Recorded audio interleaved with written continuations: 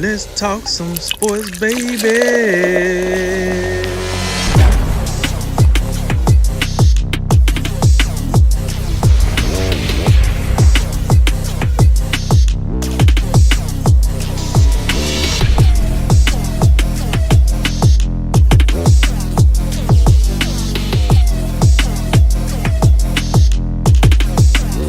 And remember, make tomorrow better than today and make today better than yesterday. And you know what we gonna do. We gonna holler at you until next time, baby. All right, let's go ahead and flip on over to the NBA as the saga of the Houston Rockets accelerates to new heights. Last week, news broke of a huge trade as the Rockets shipped Russell Westbrook out of town, sending him to Washington for John Wall and a protected first-round pick. It seems like Houston's ready to commit to a rebuild since, and James Harden has been requesting a trade and even now delaying his appearance at Rockets training camp. Now, as of today, on Tuesday, Harden has begun COVID protocols to join the team, but does remain publicly adamant about a trade to Philadelphia or Brooklyn. Head coach Steven Silas wants to forge a new relationship and system with Harden, and for now, the Rockets don't appear to be in a hurry to trade to this Reynolds star. So, Drink, with Westbrook out and Wall and Cousins in, should the Rockets tell Harden to kick rocks, or do they need to blow this up? First and foremost, let's talk about this COVID protocol that Harden is doing. He started today. Because his protocol must be in the same spot where Lemon Pepper Lou was, because it looks like the same place. I'm just saying, it looks very similar, could be different. Dark place, hot wings, and half-naked women. That's neither here nor there. How can the Rockets tell Harden to kick rocks when he already telling the Rockets to kick rocks? I mean, he's on a contract. And listen, and they didn't say, "Hey James, you need to get to practice." Yeah, all right. Hey, what are y'all using these? That's what he in the club doing. He in here. Well, bringing some more ones out the back. Fines haven't started yet. That's the ticket there. That's cool. You pay him so much money. What? Mark my words. He's gonna take a couple of. He don't want to be there no more. Like, long story short, he does not want to be in Houston no more. Yo, he woke up one morning and was like, "Damn man, I gotta play with Russell Westbrook again." Then you trade him for John Wall. He like, "Golly, you keep bringing me these hurt point guards. Like, this dude can't stay healthy. That dude can't stay healthy. Cut me a break here. You know what? And then you don't have the ultimate negotiator there. Daryl Morey has left the building, folks. You used to have a negotiator there that can bring in James Harden and say, "Come on, James. I hear you. Just give me a year. We might make this work." He was able to negotiate with him with Chris Paul and James Harden. I mean, Chris Paul and Westbrook and Dwight Howard. You don't have him there no more. So he's like, "I don't want to play with this dude." I'm gonna say the wrong thing. I don't want to play with this cat that's always hurt. Like, what are we doing here? Just send me to a contender. I'm about sick of this. Clearly, we're not gonna be a contender no more. That's out of the window. Because if we was gonna be a contender, we would get a dude that can play more than 15 games a year. Instead, we get this dude that's about as good as the summer league. He's a quick 10, and we out of here. That's what John Wall season has come to in the last 2 or 3 years. The summer league slate, and then I'm hurt, still pay me. So look, James Harden don't want nothing to do with that. And I don't blame him. Because for all the slack we give James Harden, he's usually a pretty available guy. He does tail off in the playoffs. He does get a little lackluster. But when you speaking from a can he play, is he available standpoint, James Harden one of those guys for his usage, he's pretty much available for the most part. And you can't get him some guy. You can't depend on John Wall. They haven't depended on John Wall since Kentucky. You can't depend on John Wall. What are we talking about? John Calipari was the last person that got a full season out of John Wall. Like, what are we talking about over here? And then you gonna just played full season. I don't care. He ain't done nothing with those full seasons, and he'd be hurt all the time. No, if I'm James Harden, I'm like, no, I refuse. Trade me. Now, here's the problem. James Harden, you listening? The problem is you're James Harden. So The Rockets going to ask for a lot to get you out of there. And, these teams might not be so willing to give you a lot because they don't know if you're going to resign with them, if you're going to book. So that's the problem. You're too good for them just to let you go, but you're not good enough where teams are, like, willing to pull the Kawhi Leonard package and just say, you know what, whatever, we'll do the 1 year rental or whatever, or 2 year, 3 year, however we got left, we'll do the rental. 3 years. And then see what, 3 years? All right, so we'll do the rental. You got 3 years. I don't understand the problem then. I'm hearing all these people complain about they can't trust if he'll re-sign. You get 3 years. Yep. What are we talking about here? Anyway, the fact of the matter is this, not to hold it on, is the Rockets can't tell him to kick rocks. But look at the two dudes that they brought in, Wall and Cousins. What do they have in common? They both played at Kentucky. What else do they have in common? They both was hurt a lot. They both was hurt in the last 2 seasons. Oh, by the way, neither one of them played many games in the last 2 seasons. And I'm supposed to ride out with these two? That's supposed to be my dynamic duo? No, I'm sorry. These dudes don't drink enough milk for me. So it's nothing. I'm going to be rolling out with these cats. So I'm with James Harden. I don't like the way he's handling himself, being in the club, not reporting to the club, not reporting to the organization. Sorry. Being in the club, not reporting to the organization. It's no way I think he's doing a COVID protocol. It's a little hard for me to believe that now. That came out like this afternoon. Like he is okay. Starting to rejoin the team, but he's got to go a couple days of all okay. that. That's what I meant. So it's just I'm with James. So I'm on James Harden's side on this. It's like, what did you give me? I could have killed Westbrook for that. Like, honestly, I could have killed Westbrook because at least I know he's gonna give me 110 every game. He might be deteriorating as a star, but I know I'm getting something. You can't give me these two dudes that's coming in here with crutches. They literally probably was at the press conference with crutches behind the little joint. Like, no, you can't do it. I'm not satisfied with this. And I don't think he should be satisfied. Did the Rockets get better with these two moves? Can you honestly tell me the Rockets got better with these two moves? Not better, but they did get – I mean, they got a couple first – I mean, Marcus Cousins wasn't a big sign. They did trade Robert Covington, and they got a first-round pick for Russell Westbrook, which to me that's fairly impressive to get a first-round pick for that contract.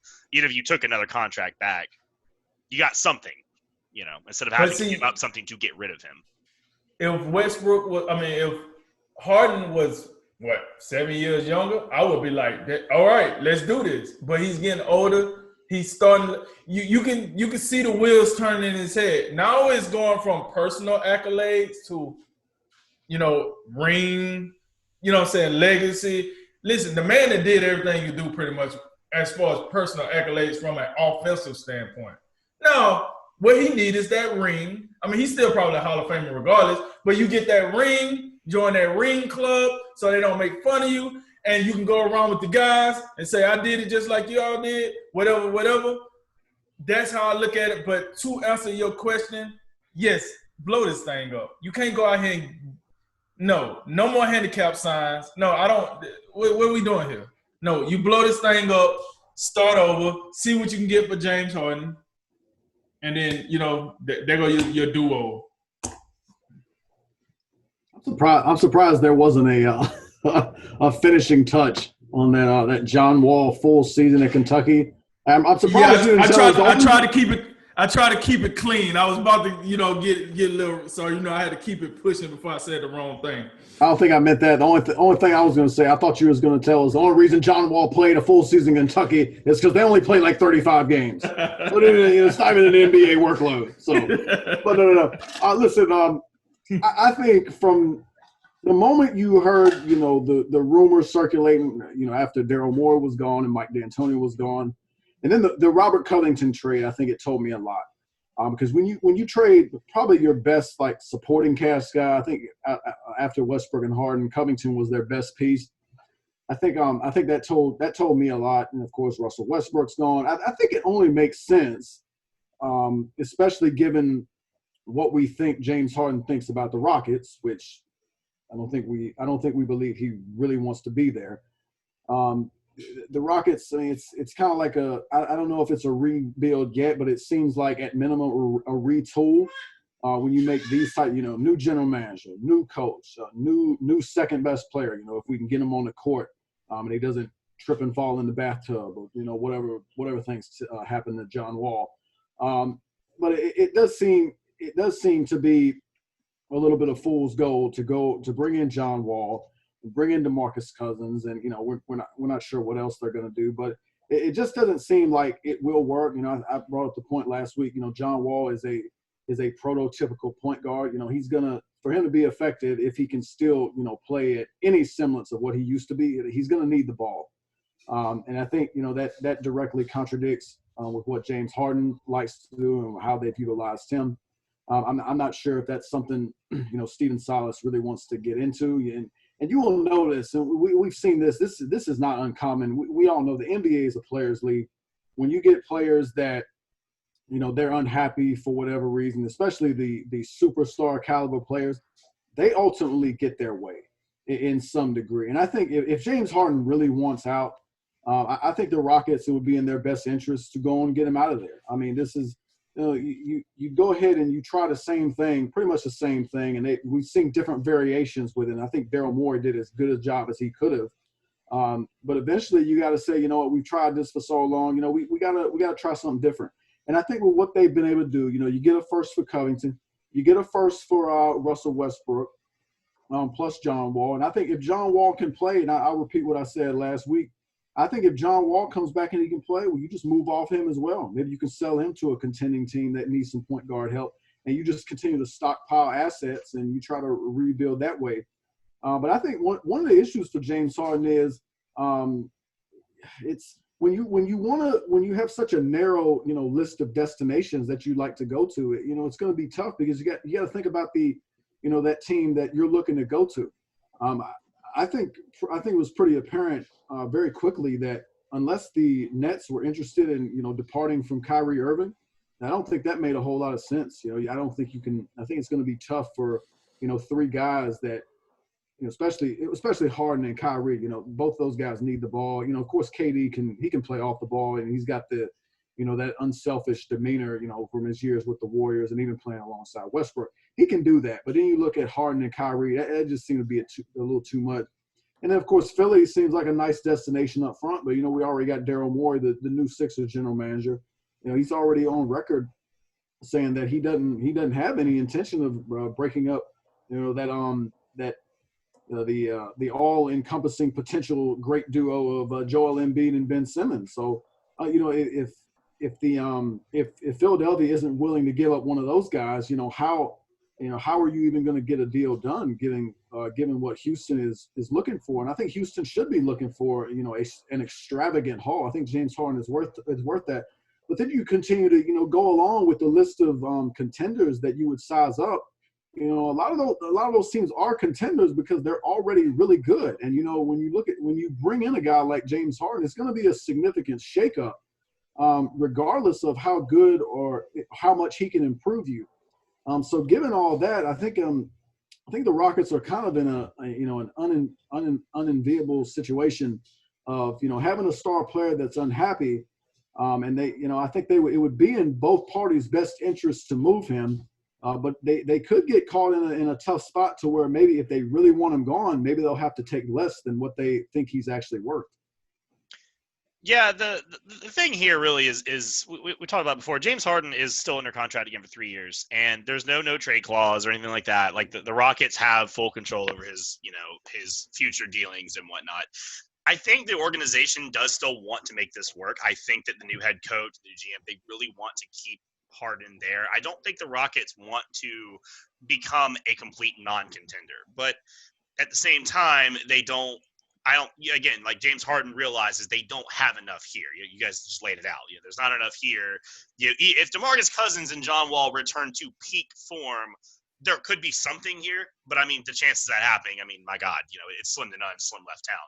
So they could both come back and be good players. I'm not saying they couldn't be good players, but they're probably not going to be the John Wall, the DeMarcus Cousins that we all know from yesteryear. I think the bigger problem, though, is, again, when you're talking about trade partners, Jay, you just kind of laid it out. The Nets really don't have a way to get him because, again, the Rockets are going to want an all NBA or a player that definitely projects on that track to be, that kind of player, and first round picks for him. You can ask whatever you want. It's James Harden.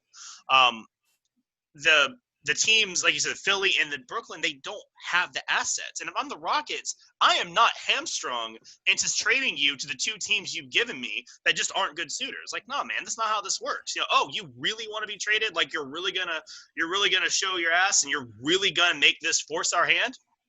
All right, hey, New Orleans, let's make a deal here. Hey, you got a pile of first round picks. Hey, what about Brandon Ingram? Weren't you first round picks? Maybe we send something on the back end, maybe something like that. I don't know. I mean, the only contender that really comes to mind, I mean, the Clippers could be a contender. I think that if they want to break, if this Kawhi Paul George thing, which we know behind the scenes there was all sorts of riffraff and friction and issues and chemistry, if they want to break that up, maybe you Lou Williams and Paul George, and maybe you work something.